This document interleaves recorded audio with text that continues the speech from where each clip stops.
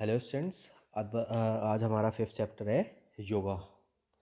सबसे पहले इसमें आपका जो फर्स्ट टॉपिक है meaning and importance of yoga. इसका मतलब है योगा की क्या मीनिंग है, योगा क्या क्या अर्थ है और वो हमारी लाइफ में क्यों इम्पोर्टेंट है, क्यों हमारी लाइफ में उसकी इम्पोर्टेंस है। तो सबसे पहले हम उसकी बात मीनिंग की करेंगे। उसमें सबसे पहले हम जो पढ़ते हैं उसमें लिखा एक नॉर्मल वर्ड्स में बात बता देता हूँ आपको।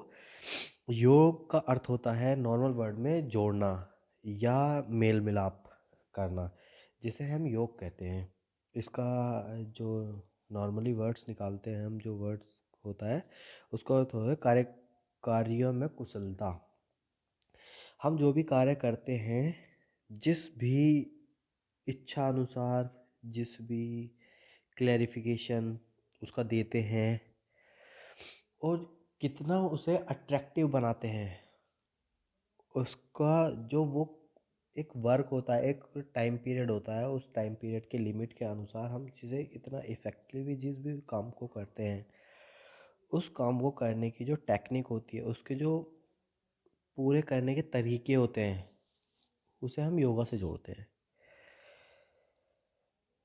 इन एक नॉर्मल वर्ड्स में कहा गया है, जो महर्षि पतंजलि हैं उन्होंने कहा है, इसमें एक हिंदी की डेफिनेशन दी है, उसमें लिखा है योगस्य वृत्ति निरोधे। इसका मतलब होता है कि मन की वृत्तियाँ, जिसमें क्या आता है, रूप आता है, व्यक्ति का रूप आता है, उसका रंग आता है, उसका रस आता है, उसका बोलने का व्यवहार आता है, उसकी जो गंध आती है, उसका मतलब जो उसकी फ्रेगनेंस आती है, जो उसे गंध बोलते हैं, वो गंध आती है। और उसका टच करने का जो तरीका होता है, जो जैसे वो टच करता है उससे वो क्रियाएँ करता है, क्रिया गतिविधि करता है, उसे क्या हम स्पर्श बोलते हैं। और उसका वे ऑफ टॉकिंग, बात करने का तरीका जो होता है, वो महर्षि पतंजलि ने सब कुछ उसने बताया है। उसने कहा है चित्त की चंचलता, जो मन की हमारे की चंचलता होती है, वो एक जगह पे नहीं टिकता है, वो एक जगह से दूसरी जगह पे भटकता रहता है, चलता रहता है। जब हम उसे कंट्रोल कर लेते हैं, उसे हम योग कहते हैं। उसके बाद जो योगी वशिष्ठ हैं, इसमें जो दूसरी डेफिनेशन दी है, उन्होंने भी बहुत अच्छे वर्ड्स में कहा है। उन्होंने कहा है जो संसार सागर से पार होने वाली जो विधियाँ हैं, युक्तियाँ हैं, जो विधियाँ हैं, कैसे हम दूसरी जगह पे जाते हैं, कैसे हम किसी वर्क को करते हैं, कितनी कार्य कुशलता से वर्क करते हैं, उसे हम योग कहते हैं। और उसमें क्या कहा है, भगवत गीता में भी बहुत सारे भगवान श्री कृष्ण ने कहा है कि समत्व योग उच्यते। इसका मतलब होता है जीवात्मा और परमात्मा का एकीकरण। जी मतलब जो इंसान जो है, जब भगवान से अटैचमेंट कर लेता है, उसके प्रभु प्रभु के भजनों में, उसके स्वरूप में अपने मन को लगा लेता है, उसे और सभी पूरे संसार की जो ये चंचलतापन होती है, किसी को दुख पहुंचाना, किसी खुशी मिलना, इन सबको मोह से दूर हो जाता है। सिर्फ वो अपने बारे में ना सोच के सिर्फ भगवान और अपने बारे में उसका जाप करता है, उसे हम योग कहते हैं। उसमें योगी वशिष्ठ ने एक दूसरी भी हिंदी में डेफिनेशन दी है। उन्होंने कहा है योग कर्मसु कौशलम। इसका मतलब है प्रत्येक कार्य को कुशलता से करना ही योग्य है। हम किसी भी काम को करते हैं और वो बहुत ही अच्छे कुशलता पूर्वक करते हैं, बहुत ही अच्छे ढंग से करते हैं, जिसमें हम इफ़िशियंसी, एक्टिविटी अपनी बहुत 100% देते हैं और बहुत ही अच्छे, कह सकते हैं हम बहुत अच्छे तौर तरीके से करते हैं, इफ़ेक्टिव वे में करते हैं, लोग हमारी प्रशंसा करते हैं, तारीफ़ करते हैं, उसे भी हम योग कहते हैं। जो सर्वपल्ली राधाकृष्णन है, आपकी जो थर्ड डेफिनेशन है, उसमें भी एक कहा गया है, उसमें उन्होंने कहा है कि योग वह एक पुरातन पथ है।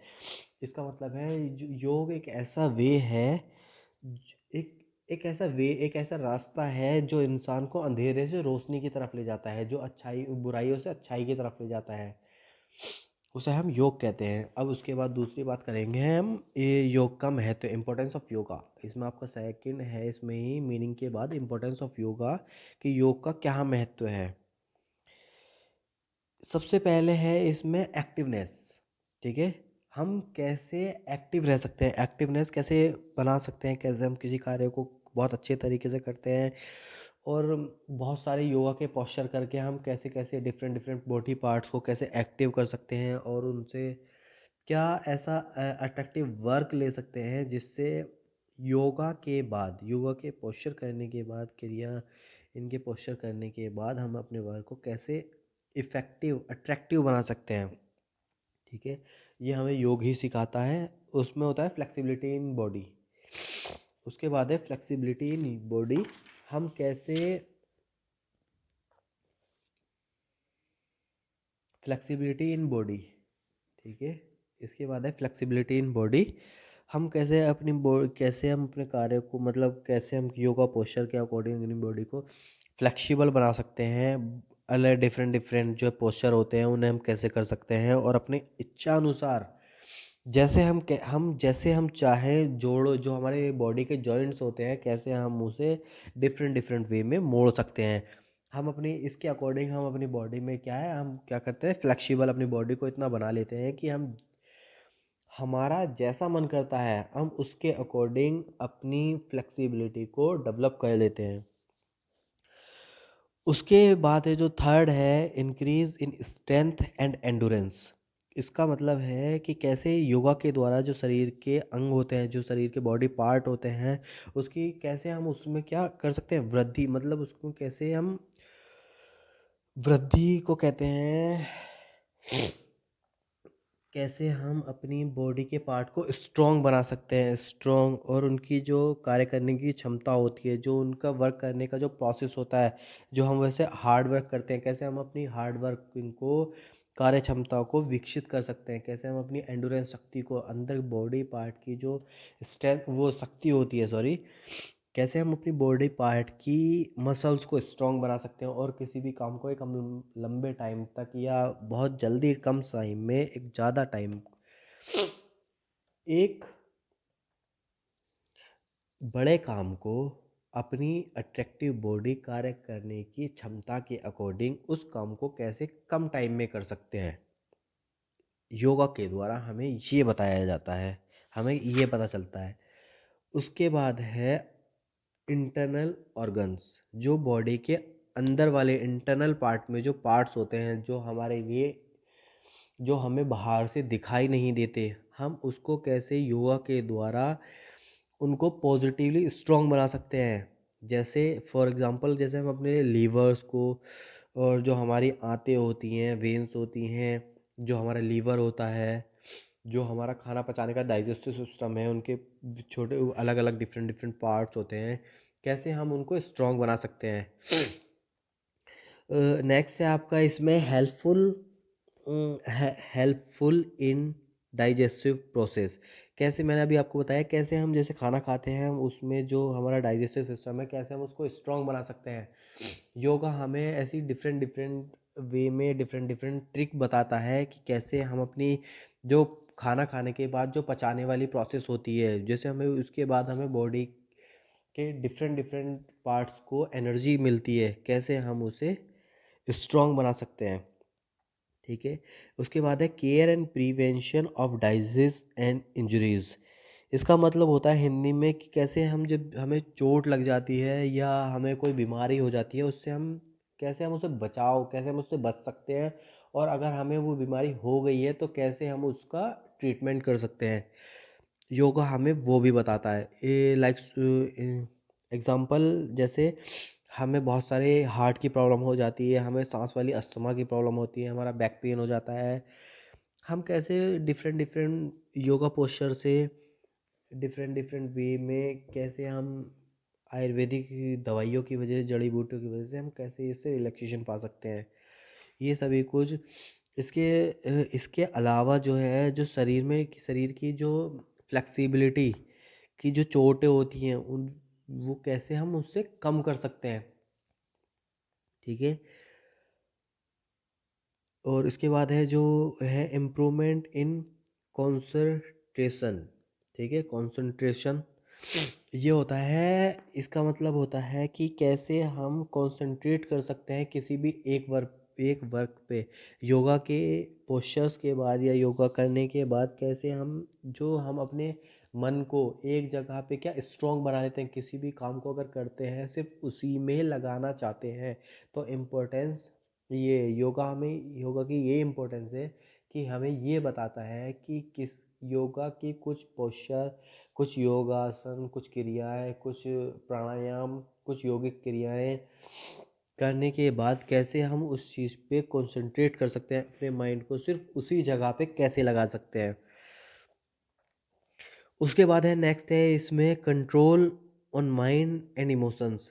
कैसे हम अपनी कंट्रोल कर सकते हैं, कैसे हम अपनी मन पे और अपने इमोशंस पे, अपने माइंड पे कैसे कंट्रोल कर सकते हैं। किसी गलत वे में निगेटिव चीज़ को हम कैसे अपनी को मन, निगेटिव किसी वे को देखकर कैसे हम अपने माइंड को कैसे अपने कंट्रोल में कर सकते हैं।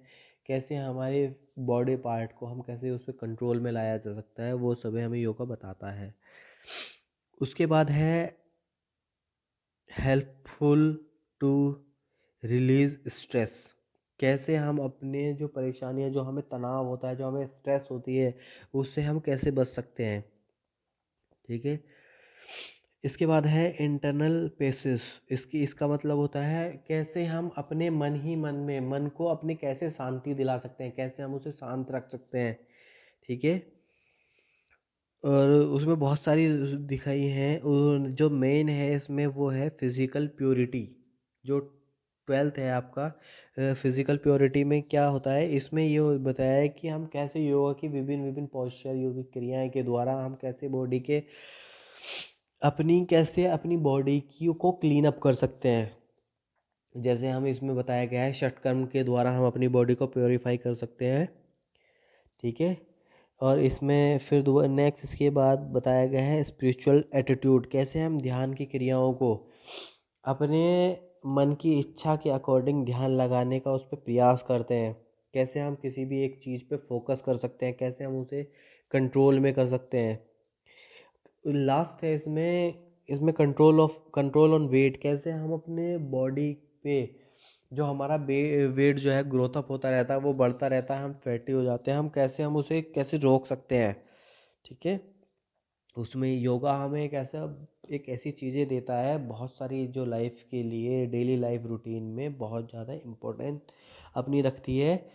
लास्ट में जो इसमें बताया था कंट्रोल ऑन वेट में बताया गया है कि कैसे हम योगा की डिफरेंट डिफरेंट पोस्चर, आंतरिक बॉडी पार्ट्स की शुद्धि, जो उनके प्योरीफाई होते हैं, जो प्योरीफिकेशन होती है उनकी, बहुत सारी छोटी छोटी सूक्ष्म क्रियाएं जो होती हैं, उनके द्वारा हम कैसे अपनी बॉडी पे, वेट पे कैसे हम क्या कंट्रोल कर सकते हैं।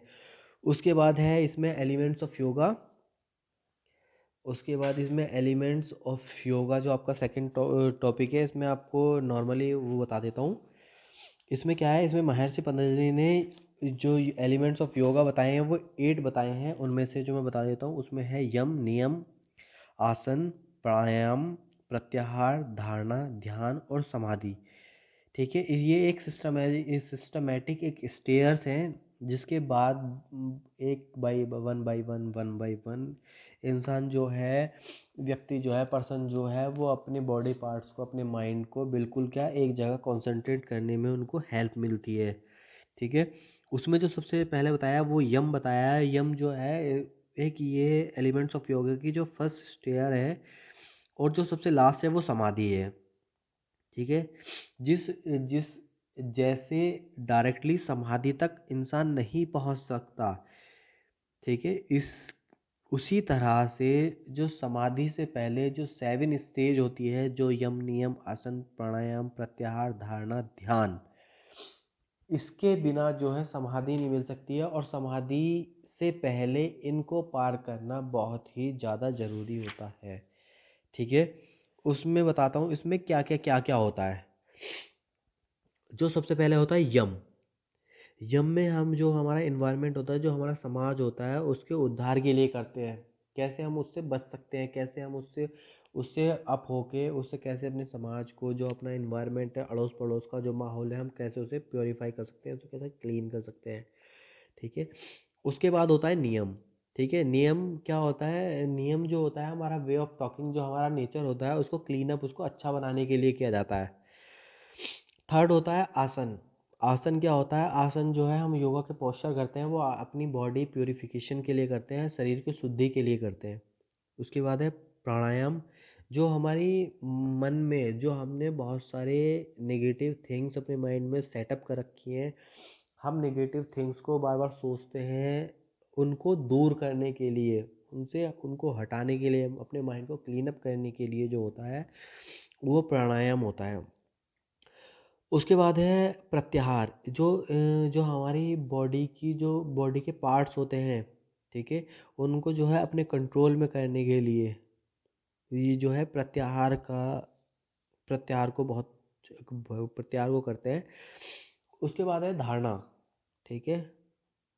जो धारणा होती है वो एकाग्रता बढ़ाने, इसका मतलब होता है जो कंसंट्रेट करने के लिए होती है, उसे हम जो है धारणा कहते हैं। उसके बाद है ध्यान, जो मन को इधर उधर भटकता रहता है उसको कंट्रोल में लाने के लिए, एक जगह पे उसे कंसंट्रेट करने के लिए, उसका एक जगह पे फोकस करने के लिए जो है हम ध्यान करते हैं। और जो लास्ट में होता है वो समाधि होता है, जो योग की अंतिम जो परिधि होती है, जो योग का लास्ट, जो बिल्कुल लास्ट होता है, जैसे कहते हैं कि सबसे लास्ट में क्या होता है, आदमी मर जाता है, वैसे ही और आत्मा जो है, आत्मा का परमात्मा से मिलन हो जाता है, उसी को हम समाधि कहते हैं। समाधि योग की एक सबसे लास्ट स्टेप होती है, जिसमें क्या है, व्यक्ति की जो सोल होती है वो परमात्मा से कनेक्ट हो जाती है, और जो इंसान है वो अपनी बॉडी के स्ट्रक्चर को छोड़ देता है, वो उसे छोड़ देता है, आत्मा बॉडी से निकल जाती है। ठीक है। आज ये यहीं तक दो टॉपिक्स थे, एलिमेंट्स ऑफ योगा और meaning and importance of yoga. Next जो हम बात करेंगे वो इंट्रोडक्शन होगा आसन, प्राणायाम, मेडिटेशन एंड योगिक क्रियाएं।